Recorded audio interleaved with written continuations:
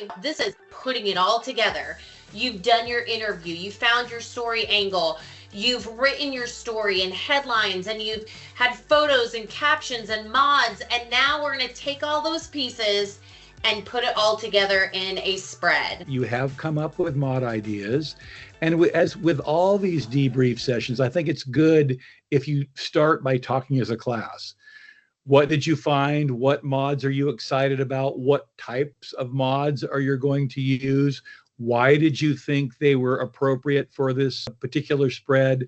So just have some nice time where everybody is sharing and talking about why they picked what they picked and how well it fits in and what it adds to the rest of the story. So also, this might be a time if you did happen to struggle a little bit, listening to everybody else, you're going to find other possible mod ideas that they used that may encourage you to go in a new direction that you haven't thought about yet. So, there really is in Yearbook this hive mind where everybody has great ideas if you share them with each other, and you can steal and vary and pick, and it makes your job easier if you use everybody around you to inspire you. And again, as Sabrina's been saying over and over again, this idea of being curious drives everything. And so your mods are just another aspect of that. Okay, so remember we are on step 5, design and layout, and we want to show you guys how to use your photos, your captions, and also white space, we can't forget about white space, to create a beautiful spread for your yearbook. So one of the first things before we jump into anything else, Jim and I's favorite topic last year is grids. And if you'll notice, yes, we have a great grid set up here for you. That is all of these pink intersecting lines, these horizontal and vertical lines that you see here on my screen. These are going to be used as guides to help us line up and scale our photos and our copy and everything proportionally on our spread. Now, we won't get into the details here, but we do have a video on this, right, Jim? Yes, we do. And you need to go watch that if you need to, but your spread should look like this, and we'll be so happy. Yes, you will make us thrilled to death. Yes, we love to see people using their grids. Also notice that we've got a great external margin here, a nice frame of white space on the outside edges that's going to force our eye to all the content on our spread. So let's start with just building a very basic layout. When we're creating a basic layout, the good rule of thumb is that we always want to work from the middle out. So we want all of our photos in the center. Then we want all our copy outside of that, and then all our white space on those outside edges. And remember, there's tons of videos out there on this, but we want to get you guys the basics. So if you're not really sure, don't be afraid to find another spread out there that you want to mimic and copy just to get started. So I'm going to always start with my dominant photo, and I'm going to start by pulling that onto my spread first to make sure that I've got, a nice big visual entry point on my spread. So I'm going to start by pulling my dominant photo in. I'm not going to bleed it off the edge, although I could probably take that and bleed that off the edge here, but I'm going to keep it inside so I can establish this white external margin.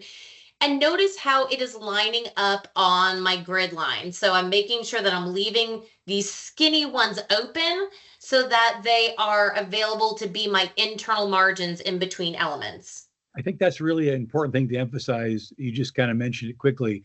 One element should touch your external margin on each side so that it fills out your whole spread. And we noticed that in our Looking at Possibilities books, that a lot of books didn't do that. And so they had some odd white space when you want totally planned white space. Right. Very true. White space is a design element that we use to design with. It's not just what's left over. So we want to have a good handle on that too. Great point. So now once I've got my dominant photo here, remember we're starting in the middle, working our way out. I do have part of it bleeding through the gutter just a little bit because that's going to also help make sure that both of these pages are united and look like one spread instead of a page and a page. Okay. And now everything, all the secondary photos I add on are going to either hang from or sit on my eye line that I've kind of established here. I've kind of got a nice line of space that's going to go across my spread. And I'm going to use that to kind of build the rest of my secondary photos. So once I get my dominant on there, I'm going to start bringing in some of my secondary photos and bring these onto my page. Got some of them hidden over here. Come on over, guys. They're going to come on over here. Okay, and then again, I'm making sure they're lined up on these internal margins so that all of my internal margins stay nice and even. Okay, that way my eye doesn't go to the gaps of white space or any trapped white space, but my eyes are really able to focus on the pictures themselves and not things that might look like if that were all weird. We obviously wouldn't want that. It would look messy. We want it to be nice and aligned and even on our spread. And Okay. this is a concept I wrote about in an article that will come out in Idea File. You have this really nice organic flow from the right-hand side of the spread down to your group of photos. So it's not just really strictly linear, horizontal, vertical. It really has this nice set of movement to it. Exactly.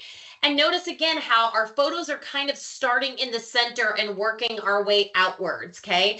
So we want all that heavy weight in the middle, and now we're going to add in our copy. So I'm going to start with captions first. I'm going to add in captions for my photos, and I'm going to start building them in here and lining them up with the photos as much as possible. Remember that a good rule of thumb is we want every photo to have a caption to go with it. So there should never be a caption or a photo on our spread that we're sitting here wondering what's happening in that photo, you know, where does it belong? What does it look like? We don't want that. We want it to actually really work well with the photos on the spread. And I'm going to grab my other caption that's over here, and we're going to bring that onto the spread as well. Notice that even my captions are sitting inside my grid lines. So we want all of that to line up nice and neatly. So now every photo, now this is always controversial. Do you put the caption on the photo? But it's okay. We've got space for it. But every caption is touching the photo it goes with, except for this one. And sometimes in design, Jim, like we will stack 2, maybe 3 captions together, and that's okay. As long as we don't go too crazy with it and it's clear from the attention getter which photo goes with which caption. Okay, so now we've got a couple of leftover spaces. And if you notice, these leftover spaces are nice and rectangular. Okay, Yes. so I've built out these photos so that way I have these nice rectangular spaces to use for mods and for my headline and story. So this is my biggest area here, and I want to keep my headline packaged with my dominant photo. So I'm going to make this my story space, my story copy or my story package space. So I'm going to grab my story and bring this over into this area. And again, notice that it fits on our grid lines. We want all of that to be nice and neat and even so that everything is working together. And remember, design is just as much about storytelling as anything else. It's about packaging it in a way that allows us to really see the story and get the message. And so now after I've got my headline is supporting my dominant photo, my stories here, I've got a subhead, very important. And now I just have 2 spaces that I need to plan for my mods. And right now I'm just building the basic skeleton of my layout, right? The picture yet. I haven't put my mods in yet. I haven't designed anything yet. I'm just trying to figure out where things are going to go, the space I want for them. And they're going to sit with a nice isolation rail of space on either side. And this is going to show me that everything that's in my mod package goes together. And it is also separate from all of this other content on the spread. So now when I really look at my finished product, I have a dominant package that is all going to work together, dominant photo and secondary photos with captions and a story. That's all going to work together to send a message. And then I've got 2 mod areas that are isolated by these open rails of space that are going to tell an alternative package of story. That's your mod, your alternative coverage, your alternative package of information. So this is a strong basic layout for us to start with. Well, Sabrina did a great job starting with this basic layout format, but now you have to consider what comes first, the photos or the design. Just for the expediency of all this, she decided to take a shot at a layout before she really looked at the photos, because as I sent her stuff, I actually had my buddy hopefully capture what I thought would surely be the dominant photo. It was not. But it is much more of a vertical photo than a horizontal one. So Sabrina wanted to make that work, but it didn't quite work. And so now that she's looking at her photos, it may change how the layout is going to look, because really, if you have a photo that's the dominant photo, you should use that and make your layout work around it. Agreed. And have poorly cropped, poorly sized photos in a slot they don't belong in. Absolutely true. And that was what the journey was. Once I started looking, I had a basic idea of my layout. I knew kind of what I wanted to get in there. I knew I wanted 2 mods. I knew I needed a space for a story. So I kind of built this. And then I saw the photos and went, oh my gosh, this one is so good. And I dragged and dropped it in there. And I was like, oh man, like, one, it's really a vertical photo and this is a horizontal box. So we had a little bit of a problem there. And then the other problem is he's facing off the page. Okay, so now, and really as a good design rule of thumb, we want all of our pictures to face inward towards our gutter area so that our eyes go inward towards the rest of the content of the spread. And so I knew this wasn't really going to work. And the other photos that I looked at, like none of the ones that I wanted for the dominant were horizontal. So I had to make a change of plans. And this does happen often and it's okay. So I basically, and I'll give you just a quick little version of what this looked like. So I'll give you a quick little version of what I wanted to do here is I'm going to go ahead and just remove this photo. And I'll make this black again so you guys can see what we're working with. So I knew I needed to make this a vertical photo. So I basically decided to pull this in and bring this photo down here and make it a full, like almost like a full height of the spread vertical photo. And this is going to be a rough version because we're going to show you the real one in a little bit. But I knew I could move my headline up here. I could make my story a full column over on this side and make my story block wider and then bring it down even further. And for right now, I'll just go ahead and fill that with a color so you can kind of get the feel for how that would sit. We could fit here. My caption, my dominant sitting on the photo could actually sit next to the photo and have some room at the bottom. And I would probably have to like maybe shift this over a little bit so I could still get the rest of my caption for the secondary photo over here. So it required a couple little adjustments. I did need to go ahead and put a stroke on this secondary photo because it was going to be sitting on top of that one. But really, in the grand scheme of things, it didn't take me too long to adjust my spread from having a horizontal dominant to having a vertical dominant. And sometimes you're going to notice that once you get to the content that you're supposed to be working with, you might have to make some small adjustments. Maybe you realize that your dominant is facing off the page and you need to switch the sides of your spread to make sure that your photos are all facing inward. That's going to be part of the game. But as long as you end up with the package of information that best helps tell the story, that's the most important thing. Okay, so we went from that basic layout, that kind of just black boxes and so on and so forth, to our actual finished spread. Yay, just like that, right?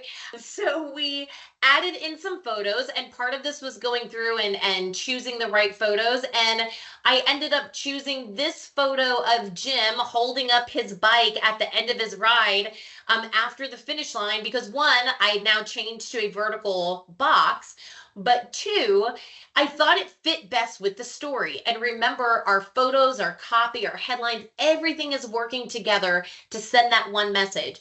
And so, because he had finally finished this race after he had not finished it the last time that he attempted it, this photo felt like it was the most storytelling photo that helps support that message. And so that's what I ended up choosing as the dominant. And then I added in some other photos again that had groups of twos, three or more, and some other scenic shots as well. And then our two mod packages. And Jim, why don't you talk a little bit about what you're seeing here with as far as the layout and the building of the mods and so on and so forth? Yeah, a couple of things really jump out at me to make this such a strong layout. We've talked about it already, but the way that the major parts are separated by that full grid of white space. I love that you have that break between the copy and the dominant. I love the way each mod is separated apart. I know as the reader, when I look at this, my eye goes, bang, what's this crazy guy doing holding up his bike? Then I move very naturally to that headline. Oh, well, unfinished business. My curiosity is piqued. I'm going to look at the subhead, might start to read the story. Then I'm going to go over and jump next to the fueling up. And what she also has done here that's beautiful is she's taken the Ragbri colors and connected them to the look of the spread. So you have that really dark, rich blue, you have the baby blue, which were the colors. And then with fueling up, everybody likes to look at food. Come on. She didn't overdo it. She didn't overdo it by making it blue and red, so it isn't too super matchy. I might have said, take a try, there's a little bit of red in the logo and in the bike. Maybe bring a little snippet of red somewhere in there. I did think about that, but I didn't do it. But that's a good, it's a good thought. But she used one of the famous area rugs to hold that space down and balance out the layout. Again, as I talked before, it has a really good flow, the picture packaging. Now, what I would say, and I know she didn't have time to do this, I would say take a look at the space between your photos. They're a little wonky. They should be, bam, spot on, exactly the same. And the cutouts, the cutout of the bike tires on the headline, interlaced with the headline, crossing the gutter out of the other photo. It's just brilliant. There are so many extra touches that make it all work. Now, the other thing I might suggest I'd look at, now when I critique a spread, I'm always going to say, try this, and you pick the best one. The question would be, what if on the bicycle breakdown, what if we made that flush right to really hold that white space a little bit more? Or what if we added like maybe a picture of a Garmin or some other graphic in there?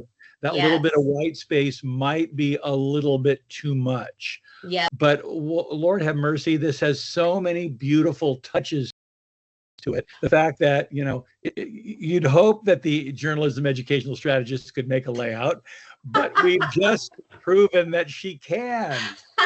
So this is the process we want to see you guys all go through to kind of get that feeling. And I guess, Sabrina, what I'd ask you is, what did you learn from this process?